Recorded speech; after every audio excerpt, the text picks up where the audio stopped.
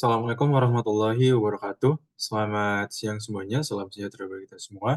Perkenalkan, nama saya Patrialis Bayu Permana dengan NPM 210826024 dari kelas B, mahasiswa FKOMSU Angkatan 2021. Dan pada kesempatan kali ini, saya akan menjelaskan mengenai rangkuman-rangkuman terkait materi-materi yang ada di mata kuliah Medical Legal and Public Health. Untuk materi yang pertama yang akan saya jelaskan adalah terkait dengan surat keterangan dokter. Surat keterangan dokter adalah dokumen resmi dari dokter tentang kondisi umum individu yang pentingnya akan muncul terutama saat dokumen tersebut digunakan untuk keperluan pengadilan. Dalam proses pembuatan surat keterangan dokter ini, dokter diwajibkan melakukan pemeriksaan yang akurat dan teliti sesuai dengan Kode Ki Pasal 7, yang menekankan bahwa dokter hanya boleh memberikan keterangan dan pendapat berdasarkan pemeriksaan yang kebenarannya telah diverifikasi secara pribadi ataupun secara personal. Contoh surat keterangan dokter yang dapat dikeluarkan oleh dokter tersebut itu bisa berupa surat keterangan sakit, surat keterangan sehat, dan surat keterangan kematian. Namun ini adalah hanyalah beberapa contoh kecil daripada surat keterangan dokter yang dapat dikeluarkan dokter yang dimana tujuannya juga berbeda. Adapun aturan hukum terkait dengan surat keterangan dokter ini juga diatur di dalam UU Praktek Kedokteran UU Nomor 29 Tahun 2004 dalam pasal 48 dan pasal 50, UU Kesehatan UU Nomor 36 Tahun 2009 pasal 23 dan pasal 24, dan UU Hukum Acara Pidana dalam UU Nomor 8 1981 pasal 184, pasal 186 dan pasal 187. Materi yang kedua adalah perundungan dan kekerasan seksual. Kekerasan itu dapat didefinisikan sebagai suatu tindakan atau keputusan yang menyebabkan kerugian fisik, emosional, atau ekonomi seperti cedera, kematian, atau kerugian lainnya yang dapat menghasilkan dampak negatif secara luas. Tipe kekerasan kemudian dapat diklasifikasikan menjadi beberapa bagian. Yang pertama kekerasan fisik, misalnya pemukulan dan persekusi, kekerasan psikologi seperti misalkan penolakan dan eksklusivitas dari suatu kelompok tertentu, lalu kekerasan seksual, yakni apapun suatu tindakan yang bersifat seksual terhadap seseorang tanpa persetujuan mereka, mencakup pelecehan, pemaksaan, dan eksploitasi seksual yang dapat menimbulkan trauma fisik maupun psikologis kepada korban. Yang bentuk kekerasan yang keempat adalah perundungan, yakni merupakan suatu bentuk kekerasan fisik dalam bentuk penyalahgunaan dan kekerasan psikologis yang dilakukan berulang kali karena adanya hubungan kekuasaan yang setimpang atau yang tidak setara, atau power relation. Yang kemudian hal ini kemudian dapat dicegah dengan memperhatikan dan menekankan kepada aspek-aspek berikut ini, seperti aspek pengetahuan, aspek support system, regulasi atau hukum yang berlaku, dan lingkungan akademik. Aspek hukum yang terkait dengan perundungan dan kekerasan seksual kemudian diatur dalam pasal 170 KUHP tentang pengeroyokan, pasal 351 KUHP tentang tindak penganiayaan, dan pasal 310 KUHP tentang perundungan di tempat umum dan mempermalukan harkat dan martabat seseorang. Materi yang ketiga adalah paradigma kesehatan atau health paradigm. Paradigma kesehatan dapat didefinisikan sebagai suatu pandangan umum tentang penilaian dan pencapaian kesehatan di semua tingkatan, dari individu hingga tingkat global, dengan target kesehatan yang spesifik dalam jangka waktu tertentu. Deklarasi Alma-Ata 1978 merupakan suatu bentuk kesepakatan bersama antara 140 negara termasuk Indonesia, yang hasilnya adalah tentang pelayanan kesehatan primer atau primary healthcare di kota Alma-Ata, Kazakhstan. Primary healthcare fokus pada cakupan universal, pelayanan yang komprehensif yang meliputi promotif, preventif, kuratif, dan rehabilitatif, partisipasi masyarakat, dan kerjasama lintas sektoral. Di Indonesia sendiri, implementasi primary healthcare atau PHC terutama dilakukan melalui puskesmas, posyandu, dan posbindu dengan pendekatan yang mengutamakan promosi dan pencegahan kesehatan. Visi Indonesia Sehat 2025 adalah menciptakan masyarakat yang proaktif dalam menjaga kesehatan dengan akses ke pelayanan kesehatan berkualitas dan jaminan kesehatan. Misi utama dari Visi Indonesia Sehat 2025 ini adalah mengintegrasikan pembangunan nasional dengan perspektif kesehatan, mendorong kemandirian hidup sehat, dan memastikan pelayanan kesehatan yang berkualitas, merata, dan terjangkau. Tujuannya adalah meningkatkan umur harapan hidup, menurunkan angka mortalitas bayi dan ibu, serta mengurangi prevalensi gizi kurang pada balita. Apabila kita berbicara tentang paradigma kesehatan, maka kita juga berbicara mengenai Sustainable Development Goals atau pembangunan berkelanjutan yang kemudian diinisiasi oleh United Nations atau PBB. Ini merupakan sebuah kesepakatan pembangunan baru atau pembangunan berkelanjutan yang menggantikan MDGs atau Millennium Development Goals dengan masa berlaku 2015 sampai 2030. SDGs berisikan 17 tujuan, yang salah satu tujuannya adalah yang mengatur tata cara dan prosedur, yaitu masyarakat yang damai tanpa kekerasan, non-diskriminasi, partisipasi, tata pemerintahan yang terbuka, serta kerjasama kemitraan multi pihak. Yang keempat adalah STR dokter atau surat tanda registrasi dokter. STR dapat didefinisikan sebagai suatu bukti bahwa seorang dokter atau dokter gigi telah terdaftar dan diakui oleh KKI atau Konsil Kedokteran Indonesia. Ini kemudian diperlukan untuk melakukan praktik kedokteran yang mencakup diagnosis, pengobatan, dan melakukan intervensi medis atau tindakan medis. Dan dokter juga memiliki kewajiban terhadap pasien, diri sendiri, dan rekan sejawat, serta harus kompeten dalam menjaga hubungan baik dengan pasien dan taat pada etika profesi. Ada 3 jenis STR. Yang pertama, STR dokter atau dokter gigi, yakni ditujukan untuk dokter atau dokter gigi di Indonesia yang terdaftar. Ya, dan yang kedua adalah STR sementara untuk dokter atau dokter gigi asing yang berada di Indonesia untuk masa pendidikan, pelatihan, atau research secara sementara. Dan yang ketiga adalah STR bersyarat, yakni untuk dokter atau dokter gigi asing yang sedang mengikuti pendidikan dan pelatihan di Indonesia. STR dapat dikatakan tidak berlaku apabila dicabut sesuai peraturan, masa berlaku habis, permintaan pencabutan oleh pemegangnya, kematian pemegang STR, dan pencabutan oleh KKI atau Konsil Kedokteran Indonesia. Undang-Undang Praktik Kedokteran Nomor 29 Tahun 2004 bertujuan untuk menjaga kualitas praktik kedokteran di Indonesia, merespon meningkatnya tuntutan dan menurunnya kepercayaan masyarakat terhadap pelayanan kesehatan di Indonesia. Yang kelima adalah Ethical Legal Aspect and Occupational Health. Keselamatan dan kesehatan kerja atau K3 menurut International Labour Organization atau ILO ditujukan untuk meningkatkan kesejahteraan semua pekerja secara fisik, mental, dan sosial, serta mencegah gangguan kesehatan yang disebabkan oleh pekerjaan.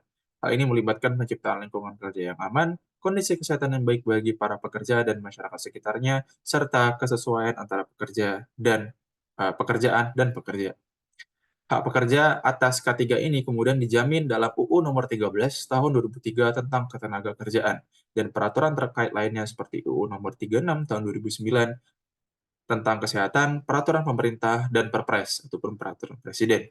Pelanggaran terhadap K3 dapat memiliki dampak ekonomi yang sangat besar termasuk biaya medis, kehilangan hari kerja, penurunan produksi, kerugian bagi pekerja, biaya pelatihan ulang, perbaikan peralatan, serta dampak pada reputasi dan kontrak. Tuntutan K3RS atau tuntutan K3 di rumah sakit.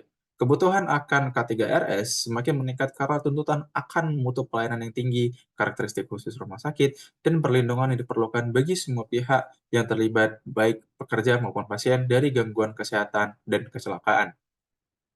Yang keenam, aspek etik dan hukum penyakit menular.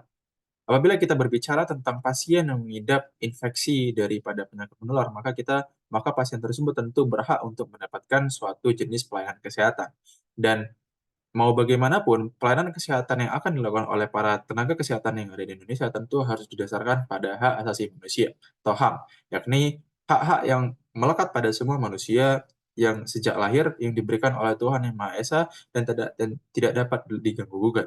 Ini meliputi hak untuk hidup, berkeluarga, berkembang, mendapatkan keadilan, kemerdekaan, berkomunikasi, keamanan, dan kesejahteraan.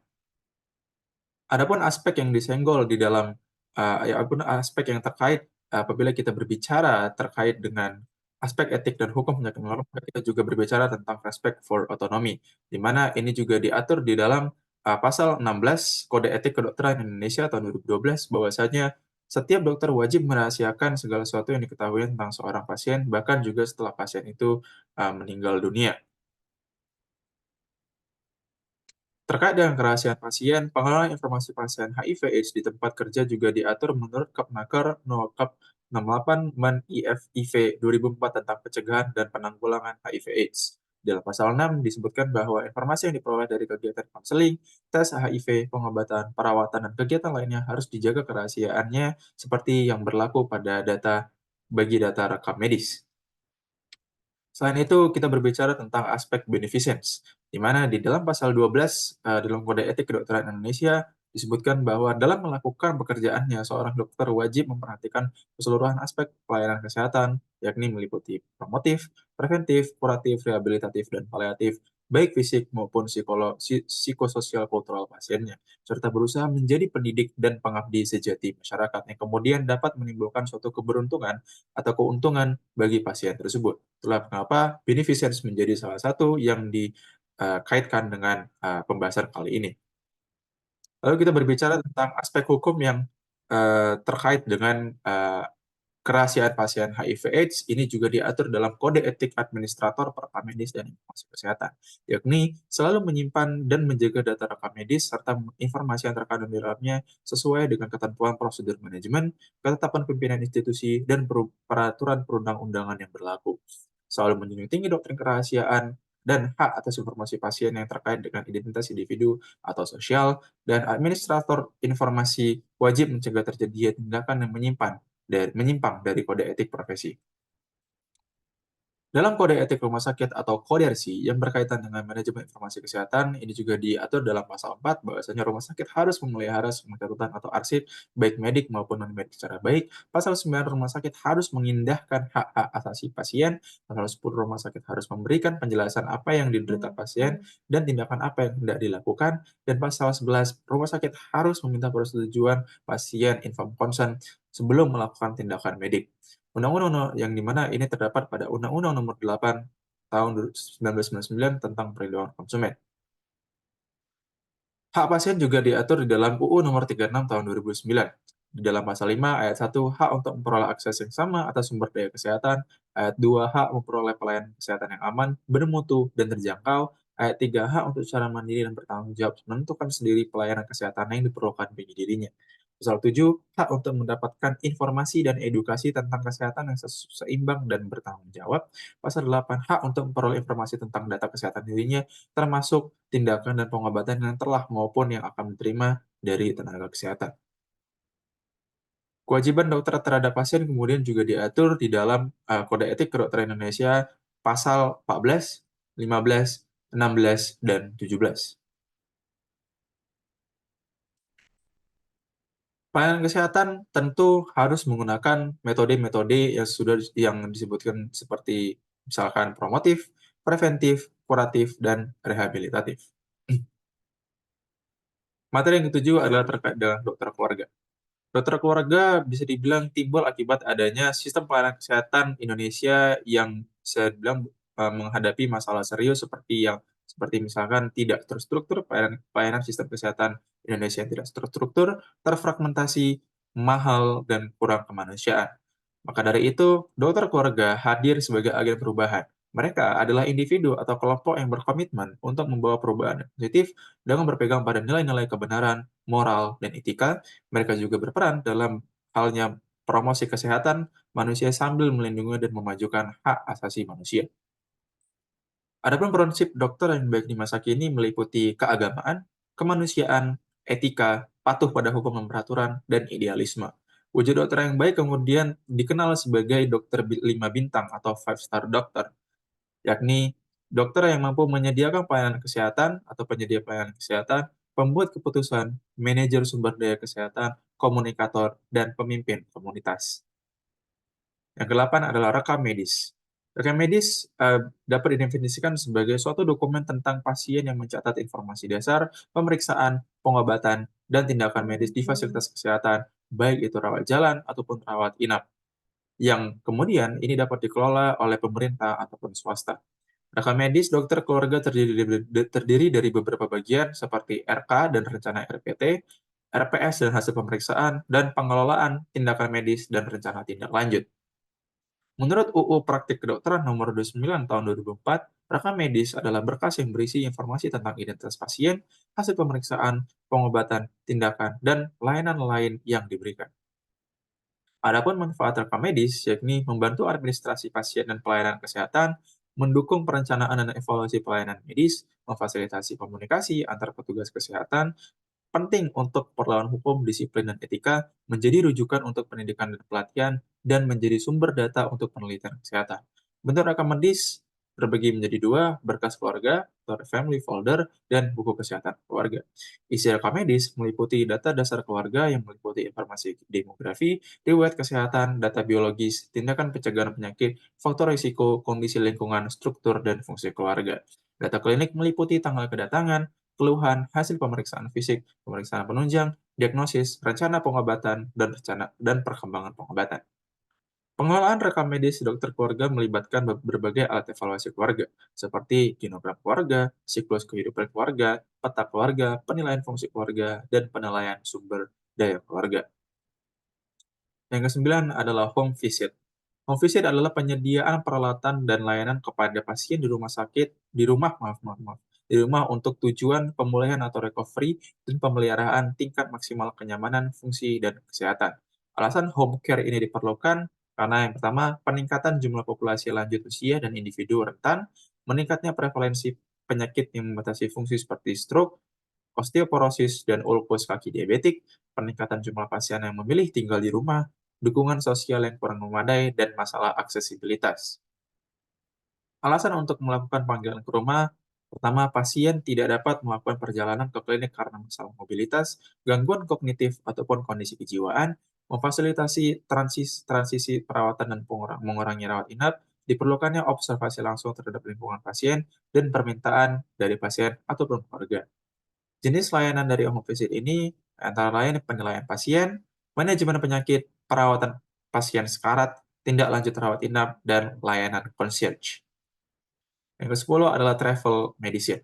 Travel medicine adalah cabang ilmu kesehatan yang memfokuskan pada penyakit dan kondisi yang didapat selama perjalanan bagi wisatawan ke negara-negara yang berbeda, serta menyadari potensi untuk mendapatkan penyakit dan cedera yang tidak umum di negara asal mereka, sama dengan kedokteran wisata.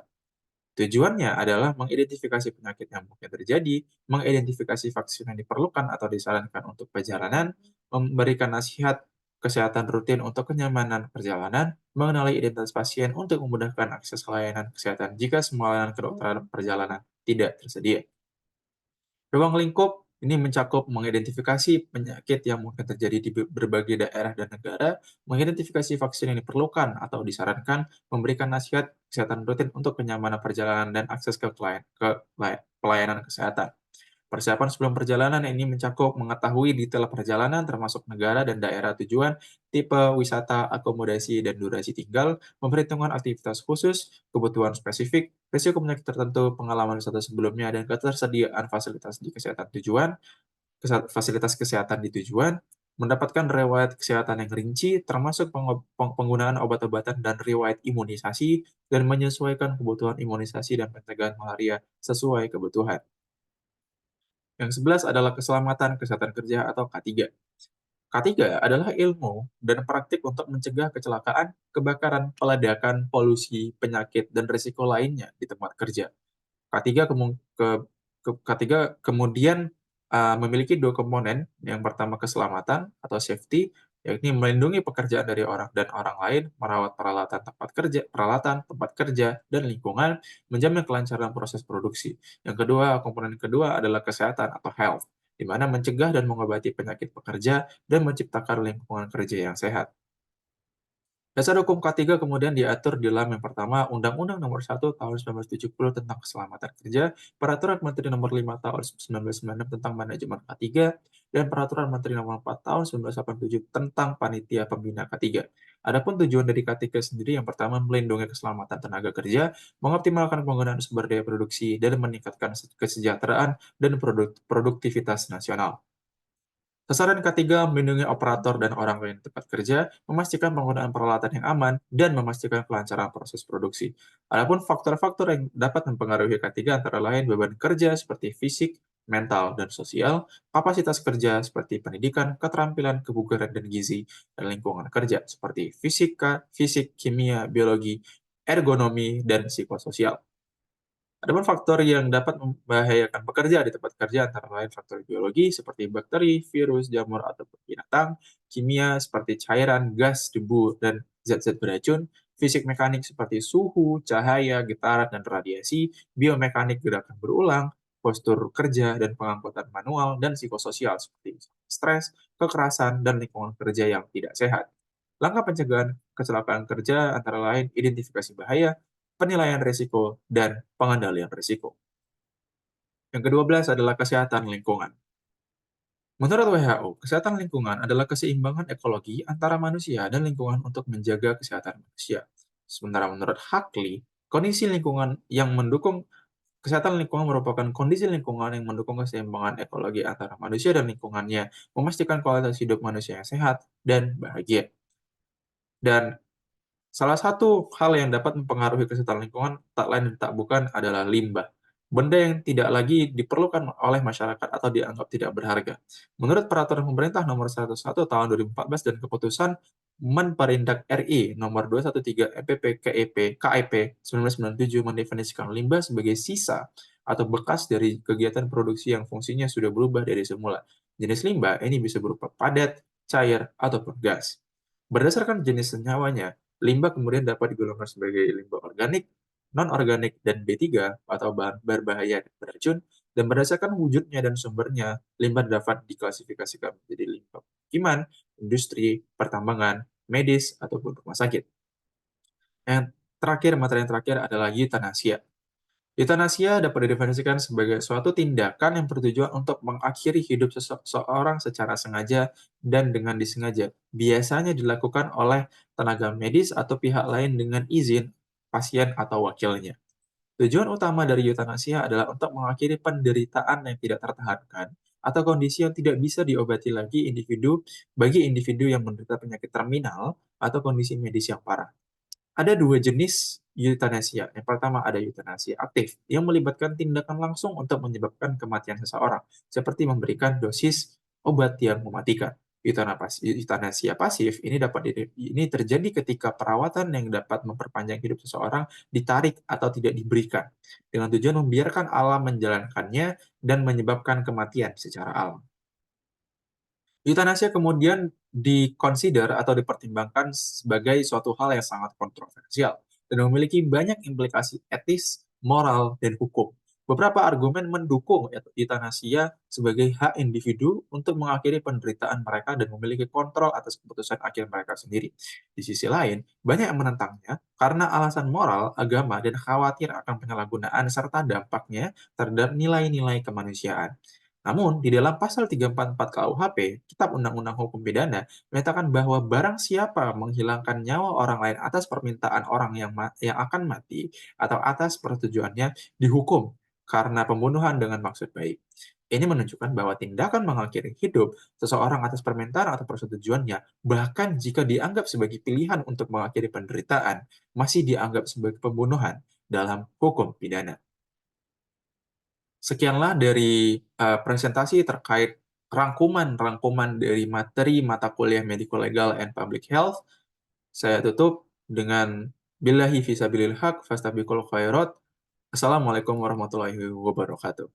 Berikut adalah daftar pustaka yang saya gunakan untuk menyusun presentasi ini.